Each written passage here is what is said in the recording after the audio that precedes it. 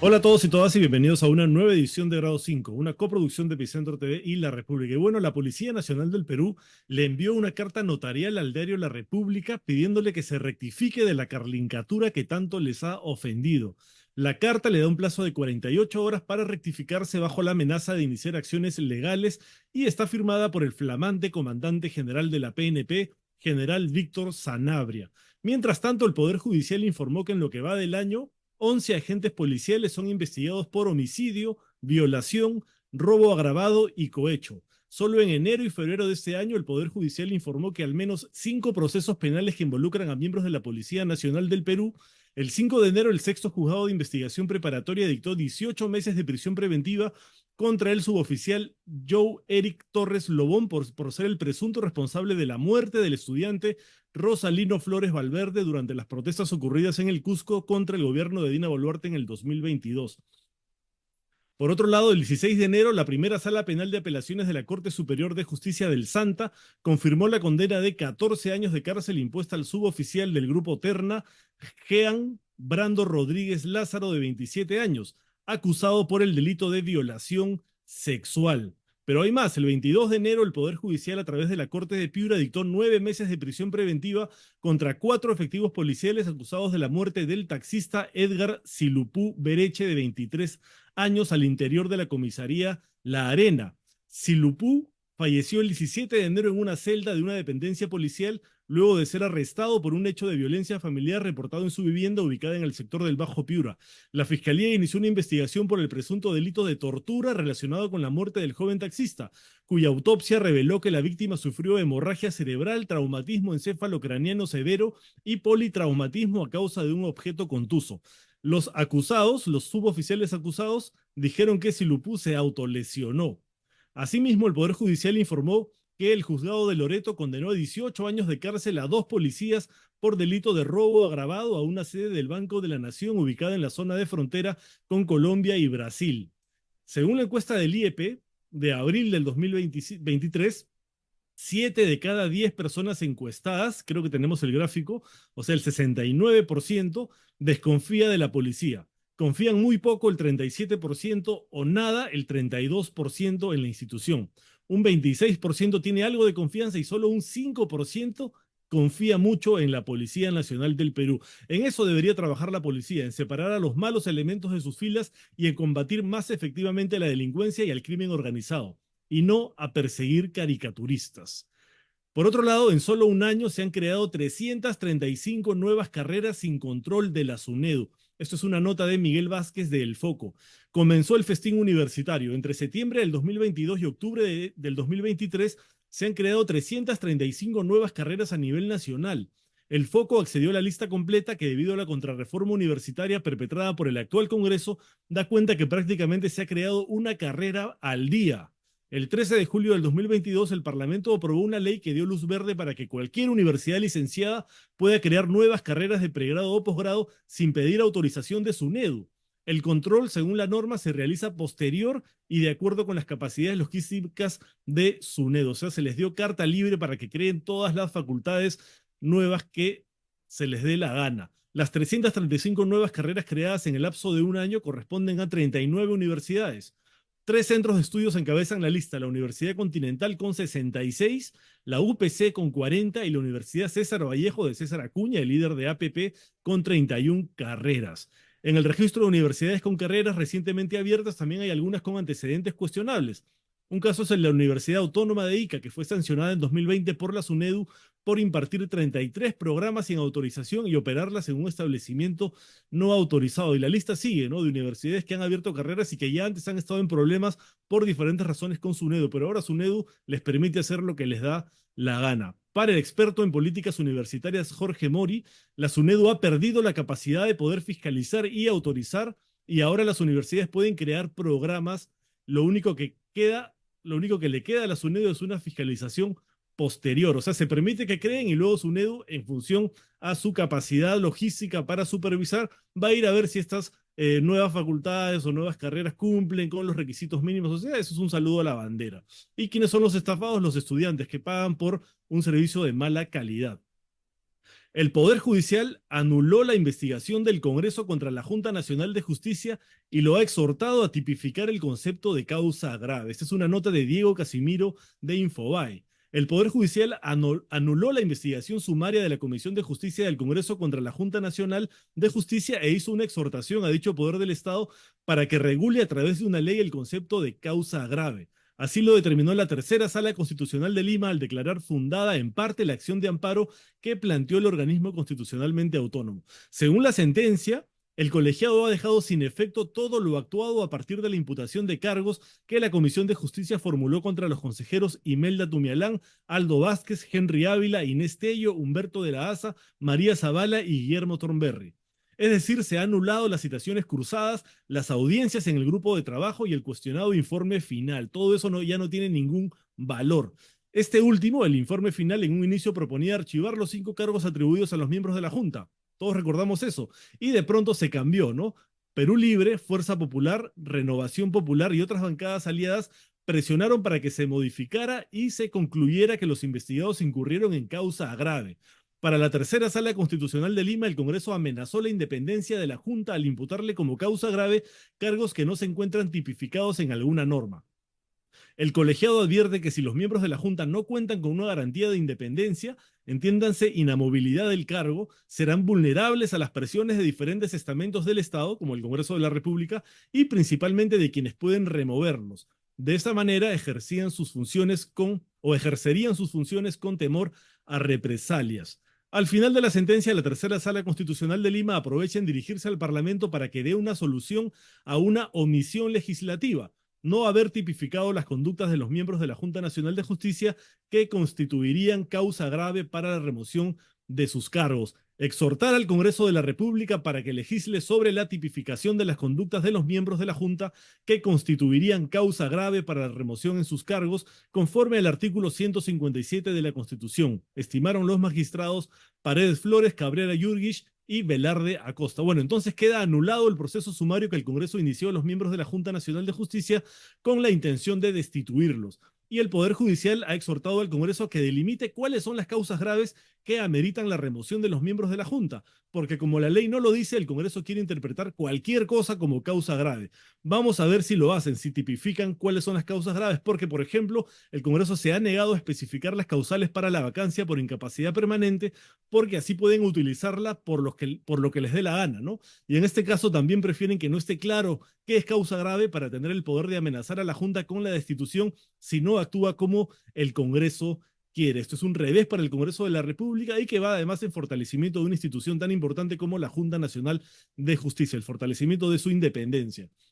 Y ahora vamos a hablar de María Benito, la mujer que sufre de una enfermedad muy grave que le va a provocar la muerte, que casi ya no puede comunicarse con el mundo exterior y que ha pedido que se le desconecte para simplemente fallecer a causa de la propia enfermedad. Sin embargo, de salud le negó ese derecho, pero ahora el juez Basilio Cueva Chauca, convocado por la Tercera Sala Constitucional de la Corte de Lima como vocal dirimente, votó a favor de que se reconozca el derecho de la ciudadana María Benito Orihuela a tener una muerte digna el día que ella y su familia así lo decidan, a través de la interrupción del tratamiento que recibe del Seguro Social del Perú de Salud.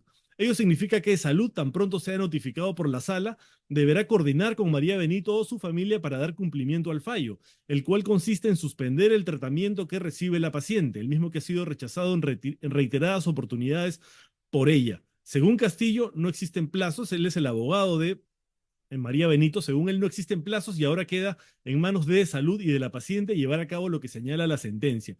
Tampoco se requiere de un protocolo, como sí debe hacerse en el caso de Ana Estrada, pues lo que se aplica en el de María Benito es la Ley General de Salud. Claro, en el caso de Ana Estrada es la eutanasia. En este caso no se trata de una eutanasia, que es provocarle la muerte a alguien a través de algún mecanismo, ¿no? O de una inyección. En este caso es simplemente desconectarla para que la propia enfermedad siga su curso y termine con la vida de esta mujer que ya está viviendo en una agonía insoportable. Este es otro hito histórico en el Perú para el derecho a la muerte digna que tenemos todos los seres humanos. Bueno, y ahora vamos a hablar del impuesto selectivo al consumo que se acaba de anunciar de parte del gobierno al tabaco, a las bebidas alcohólicas, pero también al combustible y a una serie de bienes. Esto ha sido muy mal recibido, por ejemplo, por los gremios de bodegueros y de pequeñas pequeñas empresas porque consideran que esto va a afectar sus negocios, considerando que se va a elevar el precio de estos productos. Tenemos una entrevista sobre el tema con el economista Carlos Adriancén.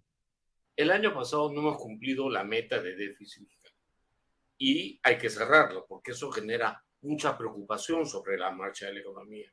Pero lo que a mí me llama la atención de toda esta problemática es que hace pocos días Transparencia nos informó que habíamos subido 20 puestos. ¿En qué? Bueno, en corrupción burocrática.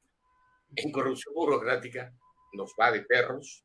Estamos hablando de un gasto tremendamente corrupto. Y si miramos los indicadores del Banco Mundial de eficacia en el gasto público, también nos va de perros hace más de 5 años. Entonces estamos gastando mal. La corrupción es tremenda y la solución es que el gobierno va a gastar más y que por ello nos va a gradualmente subir el impuesto selectivo al consumo. No parece una buena idea. Como dicen los gremios, estamos queriendo salir de la recesión y subir los impuestos es jalarle muchas plumas a la gallina de la que estábamos hablando antes de esta entrevista. Entonces la gente se va a quejar, pero además difícilmente va a funcionar ni la reactivación ni la recaudación, porque hay una tendencia de deterioro fiscal y una tendencia mucho más seria de deterioro del gasto público. La salida técnica aconsejable es bajar el gasto y eso implicaría pues medidas valientes, austeras, como por ejemplo fusionar algunos ministerios sin despedir a nadie, pero funcionar para tener sinergias y eficiencias de tal manera que no tengo que aumentar los impuestos a la gente. Pero verá, esta medida es muy impopular solo entre los ministros. Pero al fusionar sí hay que despedir empleados, ¿o no? No, usted puede perfectamente centralizar oficinas generales de administración, puede centralizar oficinas de recursos humanos, puede ahorrar ingente cantidad de recursos. El Estado peruano gasta al año, Clara Elvira, más de 60.000 millones de dólares en todas sus dependencias, mucho más en realidad. Y eso le da mucho margen a un ministro cuidadoso de decir, ¿sabe qué? Ese edificio lindo en Miraflores o en San Isidro, te vas a mudar a un barrio también lindo como puede ser Pueblo Libre. Ah, ya. Escuchemos, porque tiene que ver con lo que usted está diciendo, una parte de la entrevista en la que él dice que va a ahorrar en papel y lapiceros. Miren lo que dice. A una posición que sea satisfactoria para ambos. Creo que el ministro de Trabajo va a jugar un rol clave en la articulación entre estos dos grupos. Y en lo que respecta las exoneraciones, por ejemplo, a restaurantes. Estamos ahorita, no tenemos contemplado eliminar ninguna exoneración, pero sí estamos, por ejemplo, optimizando el gasto público. Hace muchos años que el gobierno, por ejemplo, no daba medidas para optimizar el gasto. Entonces, ¿qué estamos haciendo? Estamos estableciendo compras corporativas. Aunque no lo crea, el Estado, a pesar de que es un consumidor muy grande de bienes y servicios, no todos los bienes los compra de manera conjunta.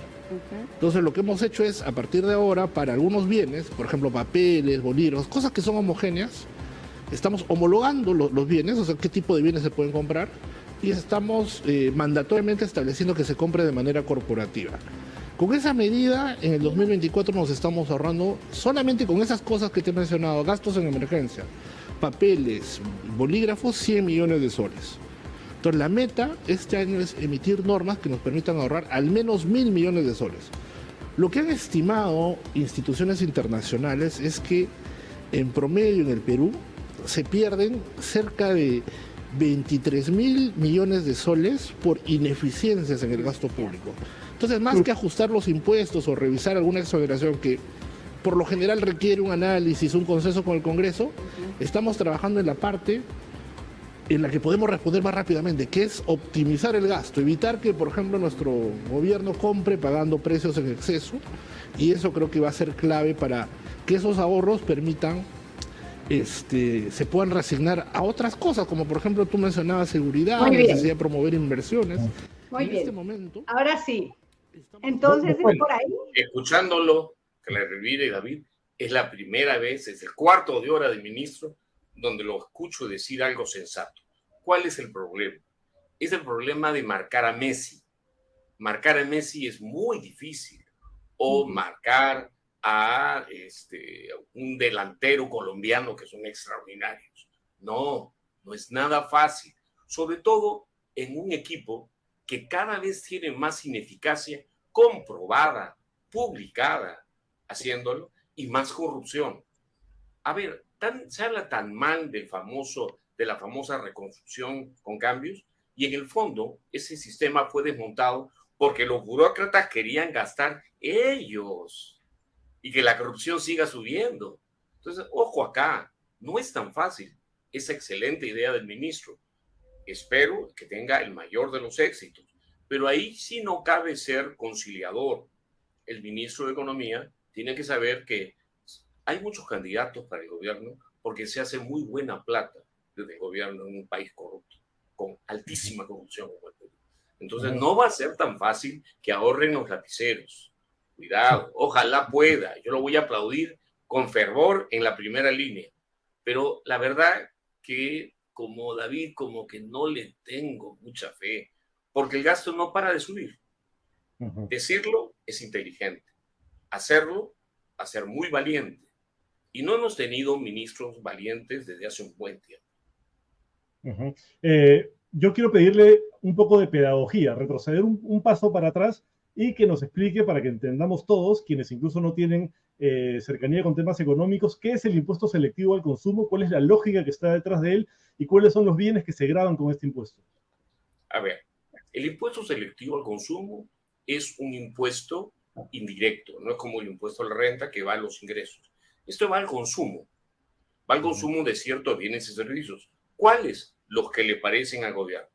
Para no estar sacando muchos decretos, bueno, tiene un selectivo para los tragos, para los combustibles, para las camisas cuadriculadas, para los cassettes, para cualquier producto que usted se pueda imaginar. Y cada uno tiene una fórmula y ellos han inventado muy inteligente un factor. El problema es que subir el factor implica una intención o la recaudación. ¿Por qué? Porque si la economía sigue en recesión, usted puede hacer lo que quiera con la tasa efectiva del impuesto y no aumenta la recaudación porque la economía se recesa. Entonces, si usted quiere que la economía vuelva a invertir, vuelva a tener dinamismo, subir el impuesto a los tragos, porque no es solo el impuesto a los tragos lo que está en el selectivo al consumo. Hay un montón en la lista. Es como dicen, bueno, ahora en su prestigioso canal vamos a encerrar en un cuarto a David. Pobrecita, claro. Sabe que es la próxima. Entonces, igualito. Mucha gente espera que si el déficit se siga viendo, van a tocar los combustibles. Justo cuando no se puede financiar ese control de precios llamado Fondo de Estabilización a los Combustibles. El panorama viene feo. Por eso las clasificadoras de riesgo están muy preocupadas por el Perú hoy día. Y el ministro, por supuesto, tiene que dar tranquilidad. En los comentarios alguien pone, Claudia Soto pone, el fin del impuesto selectivo al consumo no es recaudar, sino prevenir el alto consumo de esos productos, porque uno de los argumentos que se usa es que hay que gravar cosas como el tabaco o el licor que hacen daño para que no se consuman tanto, pero también hay un fin recaudatorio, como en este caso, ¿no es así? Por supuesto que es un gran recaudador el selectivo al consumo. Sin el selectivo al consumo de los combustibles, el gasto público se acaba en poco tiempo. Es un impuesto enorme, importantísimo, dolorosísimo, porque la mayor parte de la recaudación del selectivo al consumo es selectivo al consumo a los combustibles.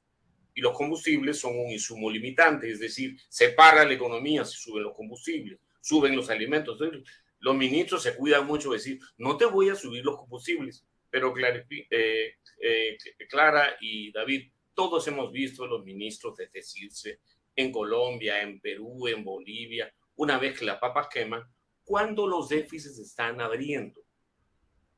Sobre todo cuando hay esta pésima noticia, que nuestro gasto no solo es ineficaz, sino corruptísimo. Pues que me convenzan a mí que hay que subir impuestos para mantener un gasto corruptísimo. Más me convence la frase del ministro, optimizar el gasto.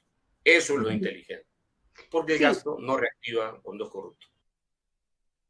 Bueno, antes de despedirnos, queremos comentarles que la película Redención del director Miguel Barreda tiene un ciclo en el Centro Cultural de la Católica. En este ciclo de cine peruano de verano va a estar, ahí tenemos el afiche, el viernes 2 de febrero, o sea, hoy empieza a las 8:30 de la noche, luego el domingo, el lunes, el miércoles, el jueves y el sábado. Les recomendamos a todos esta muy buena película en la que actúan Tatiana Stengo, John Dávila y Lucero López Ponce, por ejemplo.